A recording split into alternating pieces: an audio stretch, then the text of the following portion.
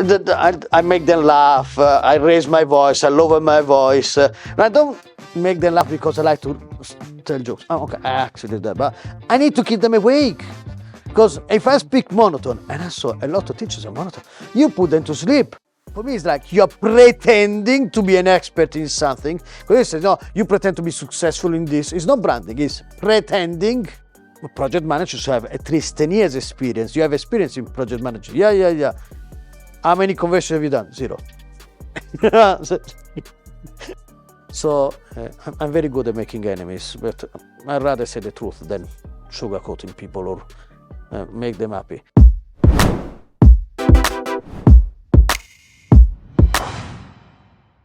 Shimon, you're most known for option contract, lease options, creative types of solutions as a solicitor who specialized in that area. What would you say is the number of deals that you've been involved in? As a law firm? Yes. Thousands, easily. Yeah. We started doing lease options around 15 years ago. Ironically, it was a client. And so before the market crashed, a client approached us and actually approached my business partner, Paul Gelder, and said, can you draft me the paperwork for lease option? And we were like, what the heck is it? Never heard of. And in fairness to my beloved business partner, like me, we are very open-minded. So we weren't like, oh, we don't know what it is, you cannot do it. And so we researched it. And we are both property investors as well. And well, he's more solicitor, I'm more property investor. And I saw what could be useful as an investor. And Paul was so more like, this is not good, this is not good, this is not good. Which he was right, because at the time, people that were doing these options were not doing it right. The paperwork behind it was flimsy at best. And the main issue was that the people that started to teach at the time lease option in this country didn't believe in legalities, literally. So in the first place, so he used the system that is used in the state, but the legal system in the States is different than here.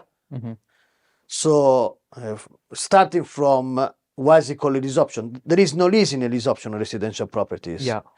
And so one of the easiest tests to check if someone that claims to be knowledge or experience in lease options is to ask them, is there a lease in a lease option? If they say yes, you know that you're talking to someone that knows nothing. Yes. And and the reason why it's called lease option is because in the States, a lease is a tenancy agreement. Yeah, the terminology. As a terminology, yeah. So the terminology is different, but also the legal background is different, because in the States, a lease option is done on the back of a tenancy agreement. So you have a tenancy agreement, so you grant a tenancy agreement to someone, and you give on, as part of the tenancy agreement, you add clauses saying, you know, you can buy the property within a certain amount of time, a fixed amount of money, whatever. So the option part becomes part of the tenancy agreement, which obviously you cannot do it in this country, starting from you cannot make a tenant responsible for the maintenance. And but they were using documentation like this, and they had a law firm that drafted it, a big firm in London, but they didn't understand because obviously it wasn't right. So I started to look around and play with it, but at the time it was a bit premature in the market, because we used to have Mortgage Express giving 100% lending. So why do you have to go creative when you have banks just throwing money at you? Yes. And the timing wasn't quite right at that time. Exactly. The time was quite right. So when Mortgage Express, when the market crashed, mortgage collapsed. So just as a clarification, Mortgage Express, what they were doing, they were allowing you to do a purchase in the morning. You might do, say, with bridging finance at a lower price, and then you'd remortgage it in the afternoon at the full market price. 10 seconds later. Yeah. Well, they used to be, well, they used to call them daylight bridging. Daylight bridging, yes. And I as a law firm, we had a few clients like this. We said that a proper bridging company was my client. Yes. But we have companies that used to ask us to keep a few £100,000 in our accounts for that purpose. Okay. And that Just for money the was daylight bridging. yeah, and that money was because the client doesn't need it for the whole day. He needs it for 10 seconds in Yes. reality. So the money could have been, let's say, £200,000, which goes a long way for in the north of England, and even now, let alone then. So we could have been used 30 times the Okay. same day. Wow. Yeah. And so we used to inform Mortgage Express. This is a remortgage has been bought today, Yes. and then it ended. Yeah. So The market then started to crash then anyway, and the then government went down, and so people got also scared. There were less people involved. I mean, as a law firm, we actually got worried because we didn't have we saw clients because we were dealing mainly or almost exclusively with property investors already Yes. then, and so we there were no saw property investors left at that point. that there are a lot of property investors were not investing, Yeah. and we didn't even know that existed networking events and things like that, Yeah. properties, and Paul funded. Ironically, at the time there was only PIN. PIN Manchester was literally round the corner from my home. Okay. No, round the corner. Yeah. And just over walking means 40 minutes walk. Okay. Is in the Jewish ghetto, and no one knew about it. There were no Jews. Absolutely, it wasn't like on the Sabbath day. There were no, and so first time me and Paul went together. So first we went to the Manchester PIN, then we went to, and that time there was also Manchester PNC. There was also the London PNC and the Birmingham Yes. PNC. I remember. Yeah. And after a couple of times that we went there, although my English will never be as good as Paul, because English is in theory my third language, and we realized that I had a natural talent in entertaining people, and so Paul stopped, and I started going more often. And after a few times, people realized that not only I knew more than people attending, but I knew more also the speakers, because I was both a property investor and a property solicitor. Yeah. So I used to see property from both angles, and then when the market crashed, and I saw the opportunity there, and so when the market turned sort of 2008 at that time, late 2007, early 2008, market started changing. It was probably, I think 2009 is when I first come across lease options, started learning about them at that time, and probably it took me about a year before I started doing deals, and then it kind of snowballed. it was only 2009. You have the exact date when you met me the first time, no? You I found have it on your somewhere. diary. Somewhere. I remember WhatsApping you. Yeah, you told me. Yeah. I know the exact date, and I was like, "Whoa, what an amazing memory!" I have to let you into the secret. I hoard all my emails, so I just searched through my emails to find that event. What date was it? Yeah, well, in theory, I hold also my emails because as a solicitor, I need to keep any communication for 7 years. Okay. I don't like deleting, but I don't have emails of 10 years ago because the IT people, did I mention that I don't like to remember? And deleted all my emails, and I was like, what did you do? Oh, it was a mistake. It was a serious mistake. And at that time, when I started learning about it, I think the timing was fantastic. Once you got your head around the concept that you could control property and people would just literally give you the keys, you didn't have to put any money down to take control. I did quite a few deals. Then the market started changing. It started picking up. Prices started increasing. And then the strategy was, let's say, less easier to sell to a seller. And then let's say over the last few years when the market's been fairly buoyant, there's fewer and fewer more creative type of strategies that work.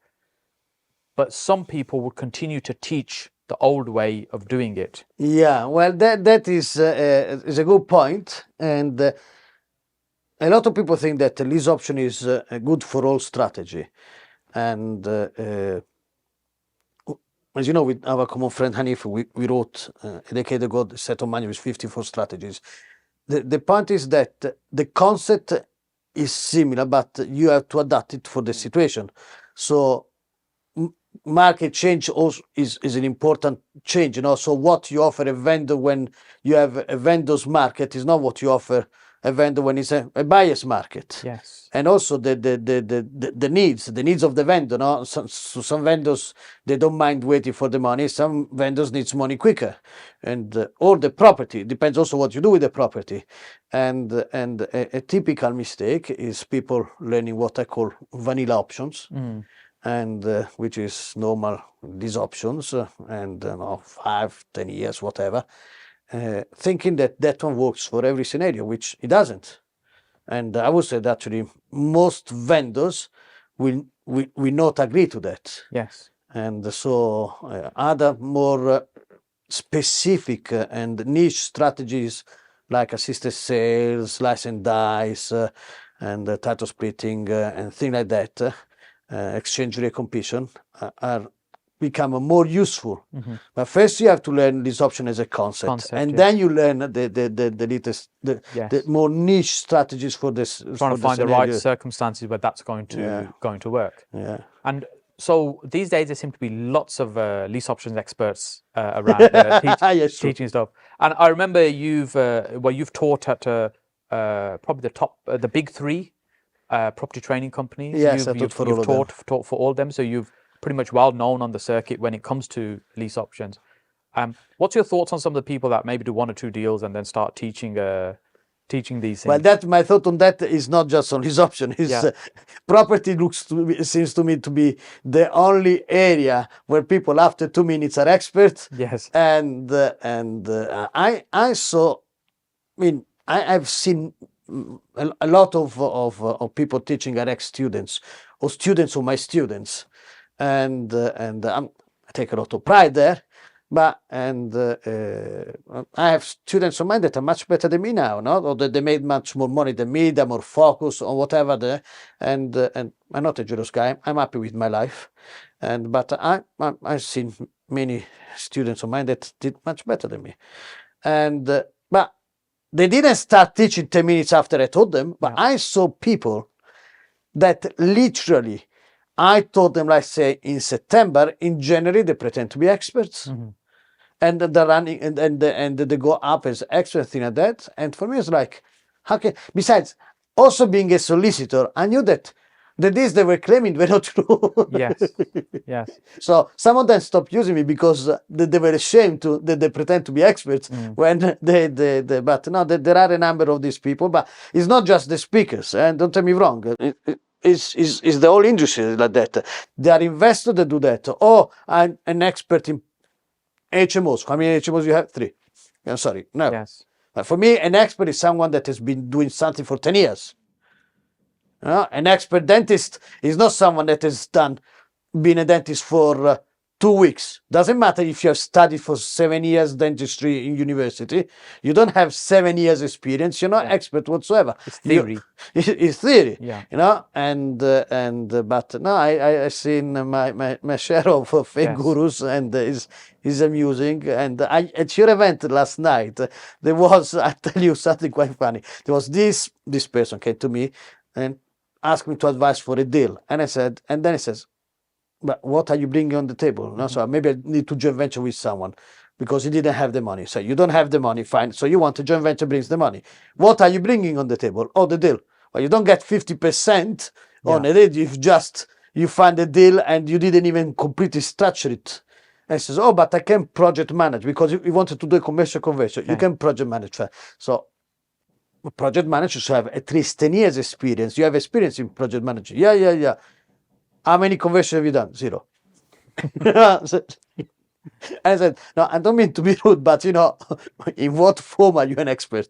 And why I wouldn't give you to project manage even the repainting of my kitchen because you have 0 experience. Yeah.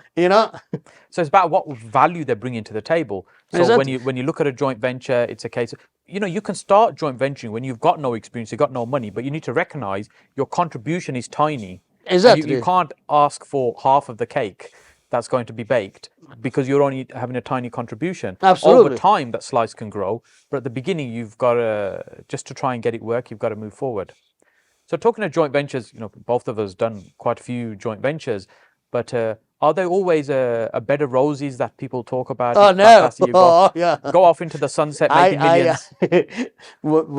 I started teaching about joint venturing, and because I was asked to write an article on joint venturing. I wrote a post on joint venturing on Facebook. There was, I don't know, 6 years ago. And so someone talking about, because there is this culture of sugarcoating everything in the Yes. property world. So, and it's not just in joint venture, like when they talk about service accommodation, they give you the figures that are the gross. Who cares about the gross? And or when they say property is passive. What? Yes. You're passive, right? And so there is this culture of sugarcoating things. So someone wrote something on Facebook like not giving the true information about joint venture, thing like that. So I'm very good at making enemies, but I'd rather say the truth than sugarcoating people or make them happy. So I wrote a long post on Facebook. It was a very long post because I'm admin on the biggest property forum on Facebook, and about kind of how to do due diligence on checking joint venture partners. And then Ant Lyons, the head of the founder of YPN, asked me, why don't you write an article about that? Fine, I wrote an article. Then I sent it. The first comment was like, it's too long. I said, sorry, divide it. When I write, because I wrote many articles for them over the years, I go by inspiration, and I don't mind if they make changes, because again, English is not my first language. But I don't like if they started shrinking. I says, no, don't shrink it, cut it. Then he read it, says, no, it's too good to be cut. So it became the main article for their 100-ish anniversary. Right. And because of that, then people started to ask me to teach joint venturing. But the main point of what I'm teaching about joint venturing is what not to do. Because the people joint venture without even understanding why they're joint venturing. Why do you joint venture? And then without understanding why you joint venture, they cannot statutory right. And the main reason of joint venture is money. I make more money. It's not because I like the mate. I don't, or because he was in a course in property. No, people come to me and says, we want to joint venture. I says, why do you want to joint venture with you two? I says, we have a lot in common, which is we want to make money from property. And you met at the property course. What a coincidence. It's not what, it's like what each one contributes to the party. I bring these assets or skills. I bring these assets and skills. So for me, joint venture is 2 + 2 makes 5. Because otherwise it's not worth it, because there is potentially a lot of things going wrong, and I have my share of from stupid joint venture partners to proper dishonest joint venture partners, because I'm not foolproof. I made my mistakes, and so even with your level of experience, which is what I'm getting at, even with a legal background, there's still been joint ventures that have gone wrong, that haven't performed the way they want, and there's so much learning in that they don't always go smoothly. You can only whatever you do in life, you can only minimize the risk. You cannot never make it foolproof. Actually, one of my best friends is a litigation solicitor, a property litigation solicitor. Is brilliant. Every time I sent a client, he always won. And hopefully, I'll never need a referral to him. Hopefully, inshallah. And so what funny enough, I was discussing about a contract, because I actually joint venture with this brother on something. Yes. And he says, but you have a contract with my brother. And I went, I think there is, but it says, in all honesty, between solicitors, I don't believe in contracts. If someone wants to be dishonest, a contract will not stop him. Yes. Yeah. They find a way. They find a way. And it's not just that they find a way to. They also find a way not that you look. I mean, if someone is not worth for me spending the next 5 years, and I unfortunately had experience on dishonest business partners, litigation, the headaches. It's not worth it. I had it. It happened. Remember, one of the most painful ones, we argued for a year, and set a point says, you know what? He wants to run the business too, and the solicitor were involved. And then I wrote to my solicitor, says, from now on, you don't reply to anything they write to you. I think keep the retainer in case there, but you never reply to anything. Said, I made a decision. I'm not entertaining a guy. If he wants to ground the business to the ground, he runs it. But I'm not spending it. I was spending most of my time on something negative. Yeah. Which is not going to really resolve anything. The end result will be you'll feel better if you win. Yeah. And you'll feel worse if you lose, but you go through enormous No, amount of pain I in the knew process. that if I go to court eventually, but the reality is that the company will close down, and it was a business was making me over £100,000 a year. Okay. So it wasn't something small, but then I realized that I've been concentrating for 6 months on something, maybe 4 months on something negative. I can create another business and make that money. It won't take 2 minutes, Yeah. but why should I concentrate my brain, my time, my health on something negative? You rechannel your energy into something positive And to yeah, build something else. so and funny enough, after I know the business partner, the solicitor for a few months, eventually my business partner wising up. He realized that he couldn't make lose money to me only. He was shooting himself in the foot Yes. because he couldn't run the business without me. Okay. And then no, this is I had my big share of dishonest business partners taking money, and I tend to trust people, and money per se doesn't excite me. So I'm never in charge. Whenever I join joint venture, I'm never ever in charge of the money. Mm-hmm. So I might be a fool, but I don't like to be in charge of my money. It doesn't excite me, so I never will be good in allocating money doing this. So in property, it's easy. My business partner puts the money. They are happy to manage the money. At least they know that I cannot run away to South America with the money because I never had access to the money. For me, it's good because I don't deal with the money. I find it boring. Yes. But I had business partners that took money, and in their mind, it was just a loan, eventually return it. Well, they never. Yeah. And I guess in a partnership, when we're looking at joint ventures, because joint ventures talked about a lot in property, talk about leveraging other people, skill, time, money, resources, to be able to achieve much more. That's ultimately the objective of a joint venture. You're sharing risk, you're sharing reward. But I think, in my experience, what I find when I see people joint venture, and even some of my early experiences myself, we meet somebody, we resonate, we connect on some level, and often we see some of ourselves in that person. And then we create a connection, and then we want to be best friends and we want to be business partners.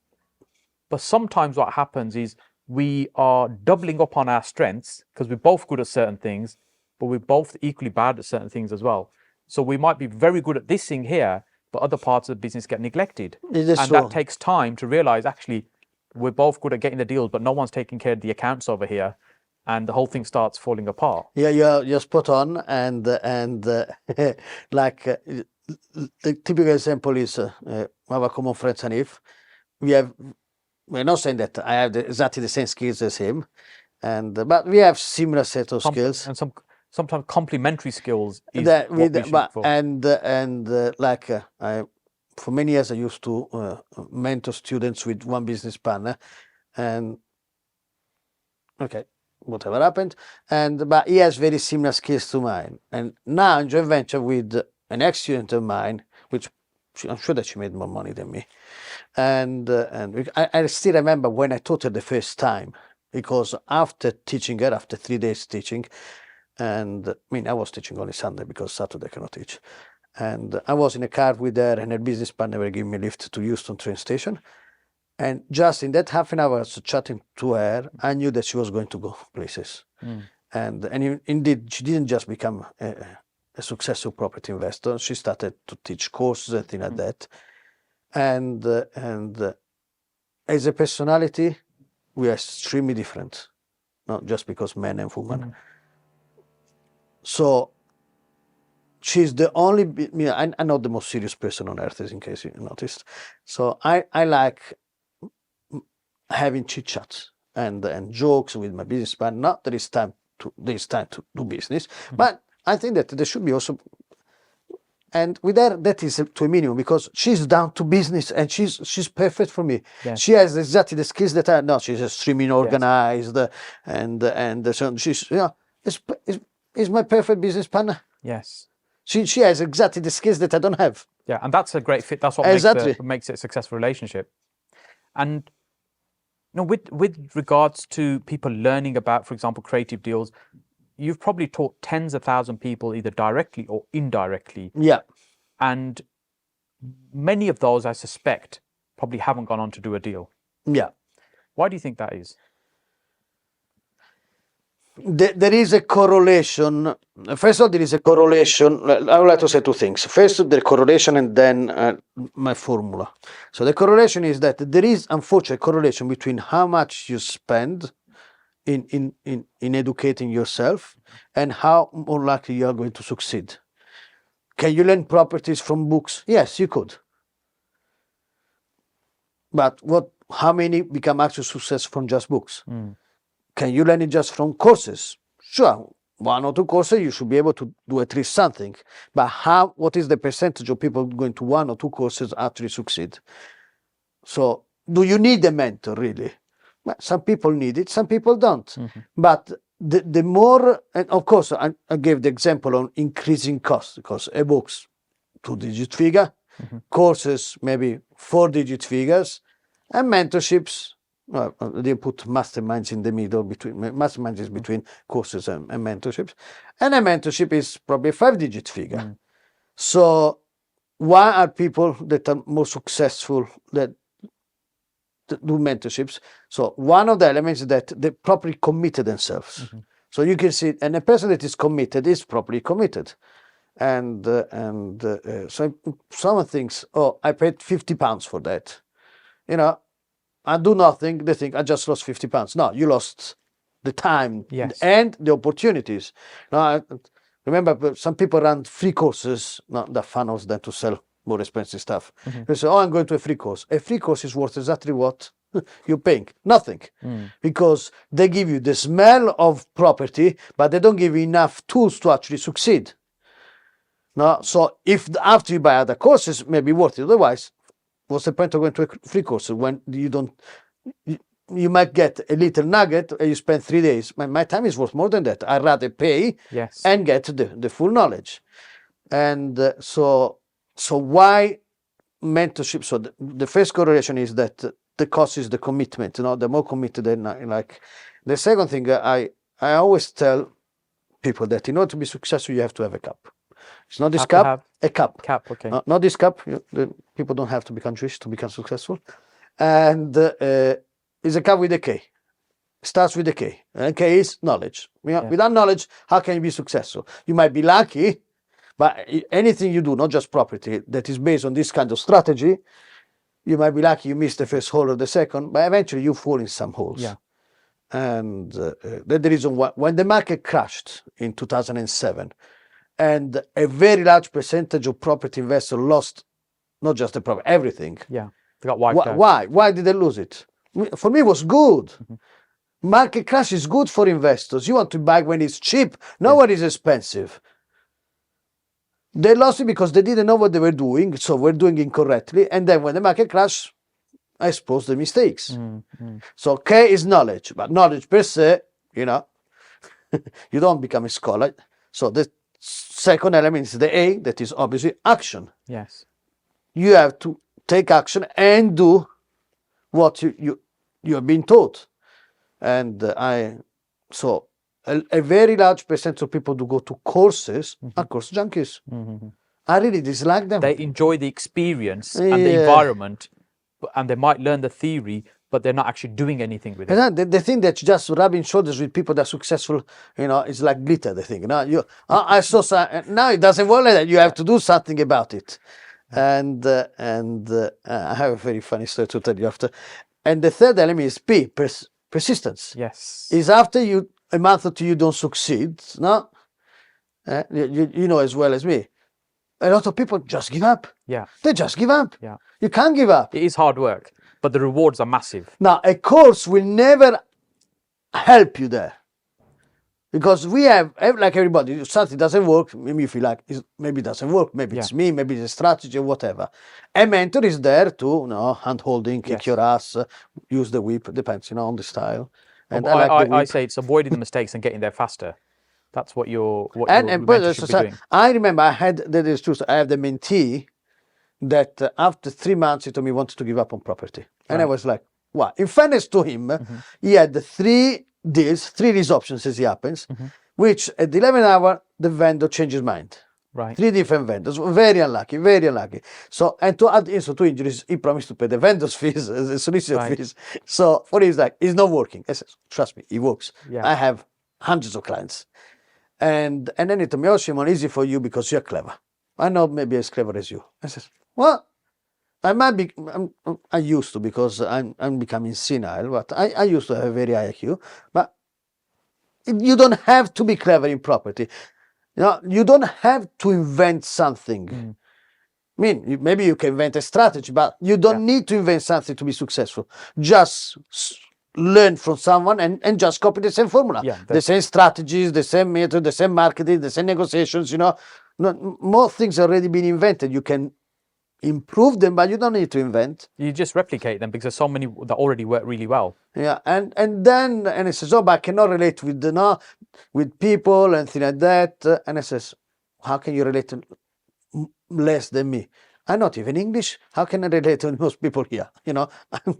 And then he went, oh, but I found it very boring. That was because he already was a property investor. Okay. He already had properties, and he was gifted a few years before a nice little war chest by, I think it was an uncle, as it happens, in the States. And he bought a number of properties in the normal way. So when he finished this large chest in deposit, couldn't buy any more. And he says, I find it boring. The only people that I deal with are either DSS tenants and plumbers. Now, a bit of a chip on the shoulder there, eh? And I mean, I come from a zero money background, but and he says, and we don't do it for the fun, we do it for the money. Yeah. So, but Shimon, you seem to enjoy it. I enjoy whatever I do. Yeah. If I don't enjoy it, because I need to do it, I might as well have fun about it.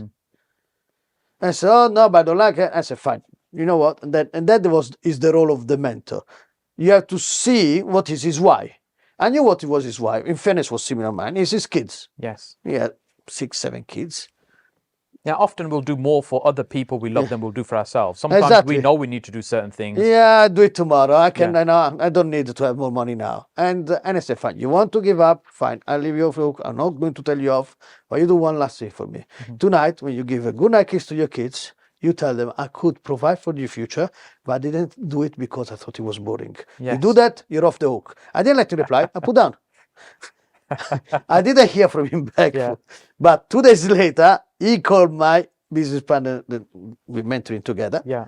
And he said, I want to revise my marketing. Can we meet up? Yes. Yes, yeah. And so some people need a powerful why. Yeah, some people think it's the hand holding. I'm better in, I don't know why. And I'm a sure guy, but I'm the guy that has to tell off the give the kick on the backside. Yeah, exactly. The whip. The kick is not enough. The whip, the whip.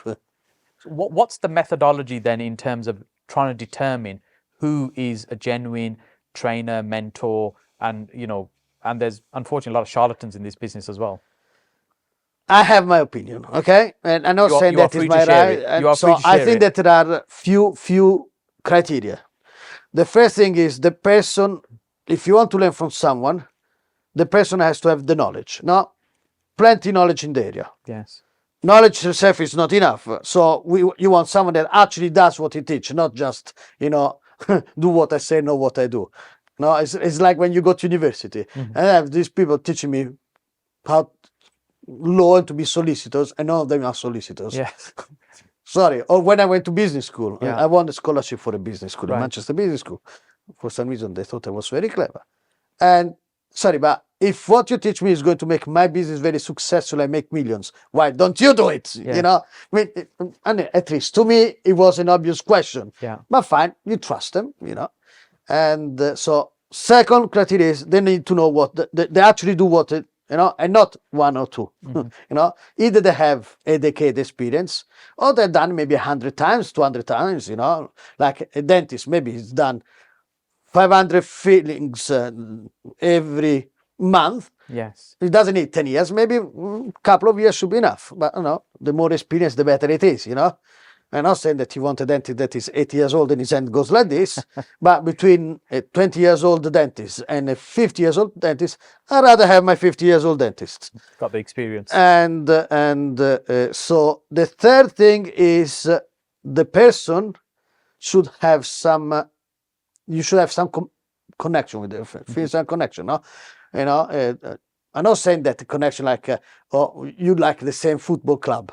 No, but different people have different priority in life, some values. and in my case, I'm a very black and white guy. So there are things that I like, and there are things that I really don't like. So I don't work well with people that either have huge egos, Yes. and they need to they have a need to show off all the time. That are bad enough. And the second criteria that the people find it very difficult work is those that cut corners. No. I don't care if it's a £2 you're stealing, it's still stealing. Yes. No, I don't care if what was it, white lie. Is it the truth or it's not the truth? Simple. Yes. And a common friend of us and used to call me the Taliban because you don't compromise. No, on honesty I don't compromise. You're right. Why should I compromise on honesty? Is it honest or is dishonest? Oh, but it's not proper dishonest. Is he honest? No. Then It's not proper dishonest. it's not. It's not big deal, and we just not saying all the truth to the lender. Yeah. No. Besides, I think it's stupid. If you join venture or you work with someone that is not 100% honest, why do you think that perhaps tomorrow is not going to be 100% honest with you? So both on a mentor and joint venture partner, honesty has to be. And the next thing is that so you have to have a connection, have similar values and things like this. I think is important, and then these are normal. One element that is as important as all of them, if not more important, and that is very often overlooked, is teaching skills. Teaching is a skill. The ability to be able to. Yeah, it's like get getting, I don't know, low sugar to mentor you in French. Not very useful, is it? Yes. No, and sometimes it's like when we were in school, it's the same thing. When I was in religious college, no, the rabbi with the biggest crowd wasn't the biggest rabbi, was the funniest rabbi. Yes. Most engaging. Ever most engaging because Yes. people were related. So when I'm teaching, I make them laugh. I raise my voice. I lower my voice. And I don't make them laugh because I like to tell jokes. Oh, okay, I actually did that, but I need to keep them awake. Yes. Because if I speak monotone, and I saw a lot of teachers are monotone, you put them to sleep, especially after lunch break. You go monotone, you hear snoring, Yes. and so you have to entertain them. You have to keep them engaged. You make interactive, and but if you're just monotone, I'm sorry, you kill people. Yes. So it's really, they've got to have the knowledge, they've got to have the practical experience, i.e. they're doing it as well. They've got to be in alignment of values as well, and the ability to be able to teach well. You also then get some people who are very charismatic, phenomenal presenters, but are missing the practical experience. Yeah. Some people are very good at that. Yeah, well, a lot of people that are charismatic is because they were taught. They go to courses. There are people that teach how to present things, and which is, to be honest, is important to know how to present. But if you don't have the knowledge, you don't have the knowledge. There's no substance behind it. In one of the organizations that I taught, I'm not mentioning name, one of the guru experts there, it's an American guy. Okay, not making names again, and this guy teach people branding. Okay. This is not you position yourself, people will come to you with deals, with money, things like that. I look at the first time I heard it. Personal branding, positioning yourself. Yeah, and then for me it's like, he's the branding guru apparently. And I look at this guy, and I remember the first time, for me it's like, that's wrong. For me, it's like you're pretending to be an expert in something. Because they say, no, you pretend to be successful in this. It's not branding, it's pretending. Pretending to be an expert in property, so people bring you money and deals. But if you're pretending, you see, I'm not trying to be just the most honest person on earth. I'm not, I'm Italian. I will pass with the yellow light and park on the double yellow line. I know, I know it. What do you want? But if you pretend to have assets or skills that you don't have, and people will, like the pretend experts, I'm paying you because I think that you are an expert in joint venturing, in HMOs, and you don't. Is theft. In my religion, is called mind theft because Deception, isn't it? Is a form absolutely is a deception. Is I'm not going down the line is a crime, although it is, but and it's from independent of fact that is also a crime. Is how useful is that? It's not useful for the person that. Yes. And it's not useful for you either because someone brings you the deal because wants to join venture with you because thinks that you're an expert. You're not an expert. You messed it up. It's a lose-lose. I had joint venture partners with that. I had one of my latest a couple of years ago. This guy, he actually had the money. There are things that you cannot. So pretended to be rich, then he told me, pretended you can get more money. And then because of these branding things, he quit his day job. Okay. And he told me, and then he didn't have cash coming in because he didn't have these properties yet that we were developing. And then I remember that I asked him, what is your plan B if you don't have enough money? I can borrow £100,000 any day from my bank. Right. No, not many people can do that. Yeah. And because he had a very high ranking job and was making a lot of money. The moment that he quit the job and he found himself then 6 months later without money because he's not earning any money, he's just going around the world pretending to be an expert and a guru and a millionaire, goes to the bank asking the money and they went, we give you zero. You have no job. Yes. But that is obvious. I don't know. You don't need to be an expert in property to realize that bank, if you don't have any income, don't give you any money. No, Yes. there's a person like a bank is like a person willing to lend you an umbrella only when it's not raining. Yeah. If you have to prove you have money for them to give you money, if you tell them I have not a penny, no, we don't give you money because then banks don't try to make it win-win. They try to make more money. So they lend you money if they think that they make more money this way. If they think there is a risk, they don't say the money. No, they don't give you the money. Yeah. Yeah. So, and I like the phrase that, if we're looking to raise investment and things, the best time to be looking for money is when we don't need it. Yeah. So you're having the conversation, you're not under pressure, you're talking about maybe working with somebody, maybe they're going to fund something. And then when you got the deal ready, you've got maybe 2 or 3 people you can have a conversation with. It's like when you say if you need an emergency overdraft from the bank, the worst time to go is when you absolutely need it. Yeah, well, I had my experience with banks that were not 100% honest with me.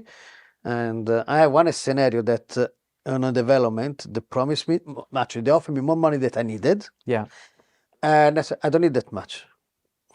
Maybe give me more money if you want, but I didn't need it. And so he said, you're right. And that the reason why, but that is the minimum we will lend. Now for developments, down big bank and other. And it says, but because it's more than what you need, we want you to start the work, spend £100,000 on top of the fact that you already bought the site and cash. So this is essentially a development loan where you've already owned the property. Yeah, I already own the property. They're going to give you the money to develop it. So they're saying put the first 100,000 in. So I already put £150,000 to buy, and then I don't know, maybe £40,000 between solicitors and architects and planning permissions. Yes, solicitors are very expensive. Don't use any other solicitor but us.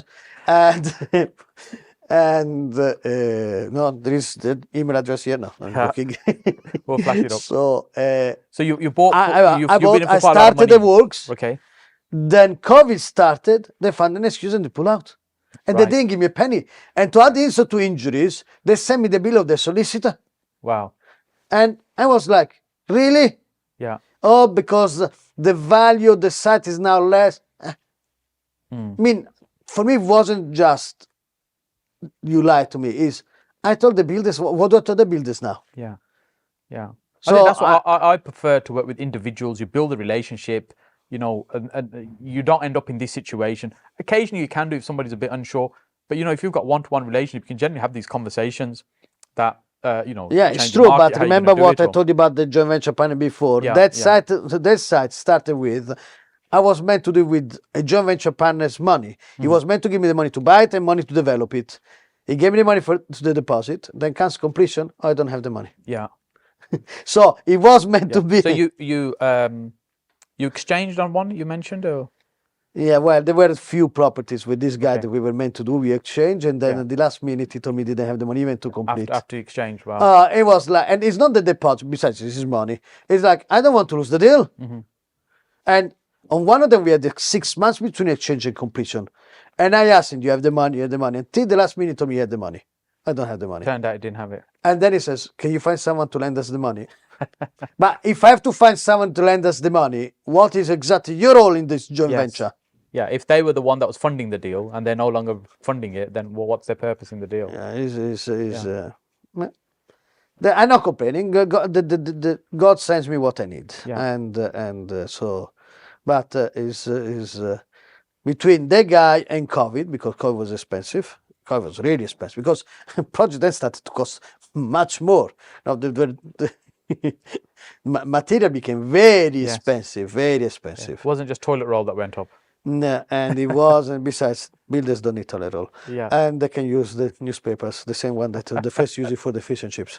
And no, it's no, that's crazy. Besides, it wasn't just the cost. Sometimes there was shortage, so they couldn't do anything. They're like, and so project that was meant to take 4 months, might take 1 year. I mean, the project between COVID, lenders that promise the money, not promise the money, and then funding a new lender. And luckily then, eventually the lender we found, that changed 3 mortgage brokers, and I'm very happy with my present mortgage broker because that mortgage broker got me £850,000 development funds at interest free. Zero Free. interest for 12 months. And But we need to have a chat about that afterwards. no, it was a very specific. You couldn't. Yeah. It was a CB loan for developments on the coast. Okay. But of course, other brokers didn't know that. Yeah. So I mean, you want to put in touch with my broker. He's a brilliant guy, and not cheap. And then they complain about solicitors. 1%. No, when you get a £30,000 mortgage, 1% is not a big thing. But 1% when you're borrowing £850,000, it's not a small thing. Yeah, adds up. And my projects are not his biggest project. Yes, multi-million pounds development. Like, you make much more money than all the investors that I know. Yeah. And Just from brokering the finance. Zero. No, he needs only a couple of projects a month. A couple of £1 million is, is a fortune. I mean, I'm not complaining. He's a great guy. So, but then the project took also more than 12 months. And in fairness, there was a brilliant bank. Both that bank they lent me the money and the following bank, because they was coming to an end. I mean, they offered me the money, but the project was delayed with problems here and problems there. So some banks are bad. So some banks are bad, and so the bank that changed his mind, and sometimes it's also the relationship manager. And Yes. for many years I used Lloyd's Commercial. Okay. I mean, for me, when the market crashed in 2007, no banks were lending me anymore. Yeah. I had too many properties. Oh, we lend. I remember I think it was BM Solution, the first one that says we lend only to professional property investors up to 10 properties. Then it became even 3. Yeah. Now, how can you be a professional property investor and 10 properties, let alone 3? What are your 3 properties? Buckingham Palace, the Tower of London? I don't know. Yes. So I found in my present, and I remember that I bought a property in cash, actually with an angel investor in money, and we converted in HMO, and then I could remortgage. I mean, the guy wasn't complaining, and it was such a good deal that even at 10% return, we were making a lot of money. And but for 9 months, I couldn't get lending. So it took 9 months for Lloyd's Commercial to give me a facility. Yes. And he shouldn't have taken, but the first relationship manager messed it up. They actually apologized. And I didn't even complain. I said, fine. I was patient. And then for gratitude, I used it for a decade probably. Okay. Whenever I was buying properties, I always liked to buy, not always from the beginning. At the beginning, I started with 0 money. Right? I didn't have any money when I came in this country, not even money for the bus. And but when I became at that level, after I was always buying my residential property cash, improved and then remortgage. And I always use Lloyd's. And then they changed relationship manager, and they started to put rules, which when I questioned, but these rules didn't exist before. So now I've always been there. So I realized it depends which relationship manager you have, how high up he is. Yes. No, the higher up they are, the more flexibility they have with the rules, I guess. And now I don't use Lloyd's anymore because they mess me around. The last two projects, they messed me around. And I didn't appreciate it. And I'm a kind of a loyal guy. I don't need the best deal. If a bank is good to me, no, of course, if one is 5% and one is 37%, sorry, you were nice, but 37% per annum is a bit too high. But if one is 5 and the other is 5.5, I'd rather pay 5.5 to the bank that has been nice to me because you build the relationship. Yes. And I found the latest bank that I now use twice, that is CNC. The relationship manager that I have there, and it's one of the is great people, very understanding. Whenever there was a problem, they were like not jumping right away and start screaming and shouting. Man, when there was COVID, I borrowed money from Lloyd's on a development, and the development was put on hold. Right. No, not just my development. Most developments in this country were put on hold. We were not allowed to send builders there. Actually, on one of our projects, we were reported to Liverpool Council, and they said there were too many people because there was a limit how many people you can be on site. Yes. How they thought that there were too many distancing as people? well, then, Besides, it was stupid because first of all, we were developing the first, second, and third floor of a building in the city center. So unless you have one of the X-mens with X-rays, how do you know how many people there are per floor? You can't. So whoever reported us, I think, it was my business, not me. But the best part is that Liverpool Council then is not that surprise comes and checks. Informs us we are coming next week to check if there are too many people. So even if it was true, Yes. how silly is that? But so that project was on hold for several months because for materials and to bring the electricity. At a certain point, we couldn't go fast because we needed the electricity to come there to close the road in the city center. And Lloyds went like, no, we promised you the money for 6 months. It's now 9 months. We want all the money back. Right. And I says, well, it's COVID. We are put on hold, Yeah. Didn't use the news. And it says, well, we give you another 3 months. And I said, well, we finish when you finish. I cannot remortgage until it's finished, obviously. And then they threatened to repossess me, to start the proceeding. I'm sorry, I took offense. I might be, I'm certainly not a layback. English people are certainly more layback than Italian, and for an Italian, I'm particularly not layback. So I'm not a layback person. I'm very fair Italian. I took proper offense. I've been banking with you, not just have an account. I might have a dozen accounts with Lloyd's, and a number of properties because I still kept them with Lloyd's. I never miss one single payment or even pay 1 penny less. Yeah. I sent you a lot of business and now you threaten to. I mean, eventually we finish and we remortgage it. But for me, it was like, that's it. I will never use Lloyd's again. Yes. Because that's not nice. I think banks sometimes their loyalty isn't two ways. That you might be loyal to them, but they're not necessarily. No, always I'm gonna not be loyal back expecting to them you. to give me a hand if I'm in financial difficulties. But it wasn't me, it's COVID, it's Yes. worldwide. It wasn't like, sorry guys, I ran out of money, you have to wait another 6 months. Yeah. And then it's fine. I can understand. No, why did you run out of money? Buy less beer than fast cars. Okay. But it wasn't I ran out of money. We can't develop it. Yes. When I agreed in terms of 6 months, we didn't know the COVID was going to start. Yeah. Actually, no, the COVID was starting, but we didn't know that it was going to be shortage of materials, let alone that we were put in lockdown and we couldn't send builders. No, if I'm not allowed, I'm not allowed. Guys, I'm not making it up. So come and check it. Yes. And so I didn't like it. Let's finish. So over the time you've been involved in property quite a long time, strategies will have evolved. There's different strategies and techniques people use.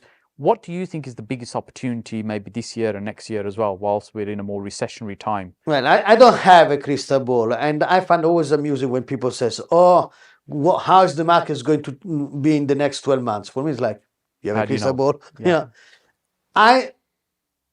There are a few things that I see from the market trend last year, what could be. Yeah. So I'm not saying what is going to be, I think what it could be. Yes. So there are two factors in the market. At least I look at the market where in the Northwest where I invest, but it's very similar all around England.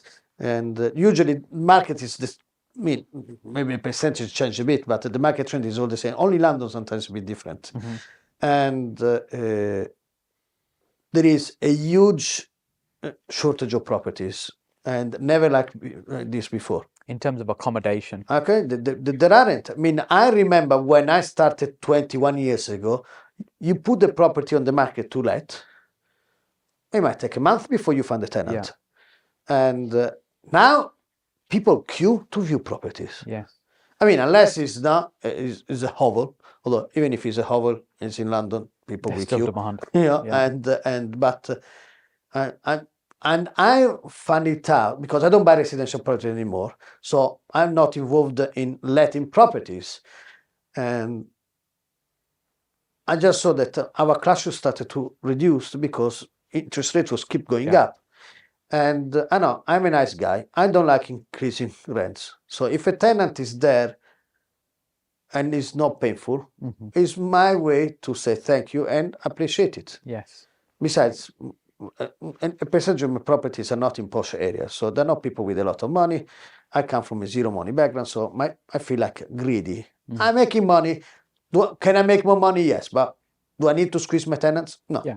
Yeah, your customers, your tenants are happy. I never increased rents. I never. So I had tenants that have been there 8 years and the same rent.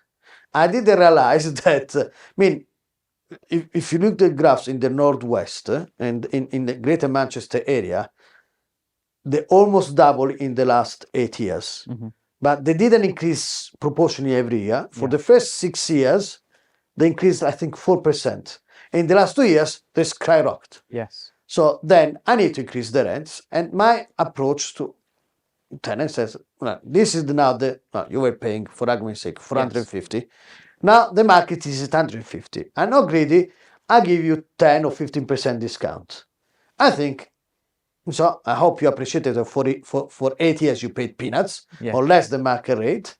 So some tenants appreciate it, and some tenants were like, oh, it's outrageous, you can almost double the rent. I says, that is the market, it's not me. Yes. If you don't like it, find someone else. Okay, I find someone else. And then they're not moving out. Why not? I cannot find anything cheaper.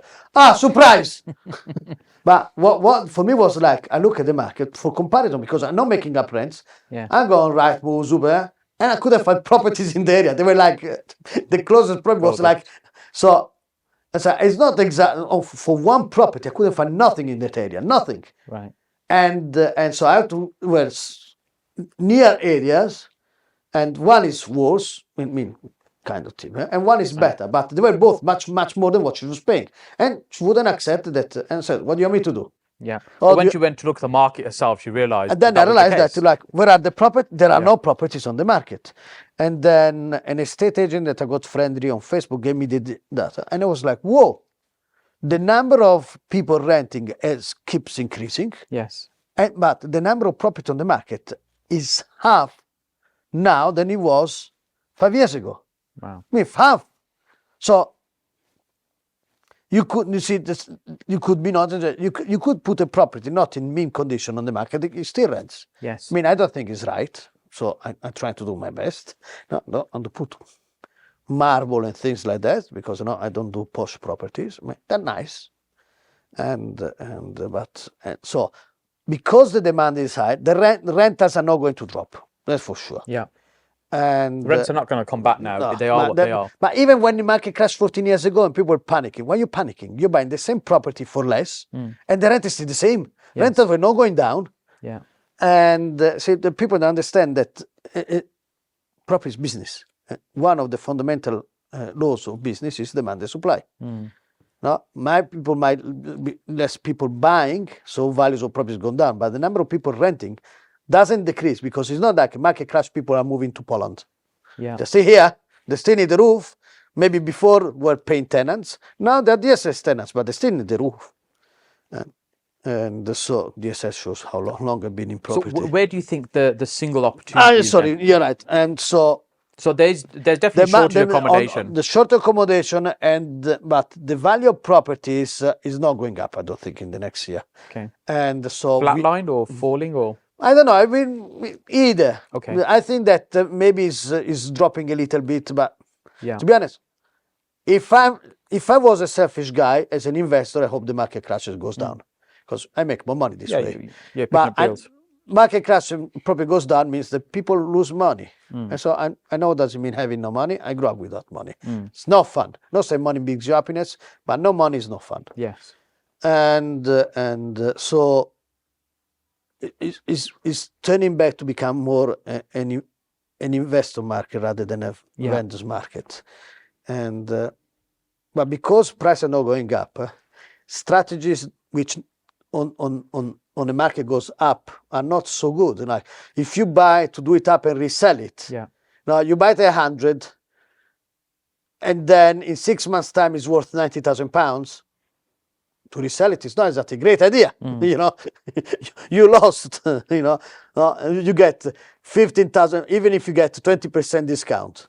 You know, 20%. It's worth 100. You buy it at 80, and now it's worth 90. You spend £5,000 to do it up.